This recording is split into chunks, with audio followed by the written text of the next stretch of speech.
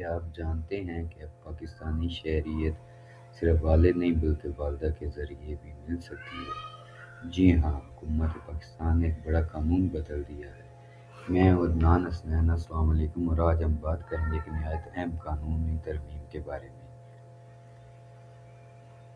حکومت پاکستان نے پاکستان شہریت ایکٹ 1951 میں ایک اہم تبدیلی کی ہے، جس کے تحت اب دفعہ 5 میں لفظ والد کو تبدیل کر کے والدین کر دیا گیا ہے۔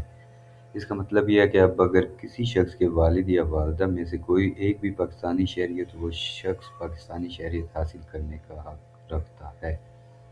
اس ترمیم سے پہلے بہت سے کیسز میں لوگوں کو مشکلات کا سامنا کرنا پڑتا تھا، خاص طور پر وہ افراد جن کی والدہ پاکستانی تھیں لیکن والد غیر ملکی تھے۔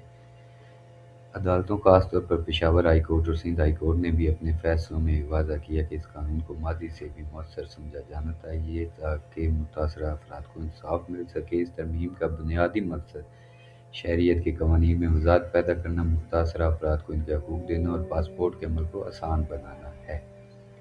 یہ ایک اہم قدم ہے جو انصاف اور مساوات کے اصولوں کے عین مطابق ہے، اور یہ ترمیم ہزاروں لوگوں کے لیے بڑی خوشخبری کا باعث ہے۔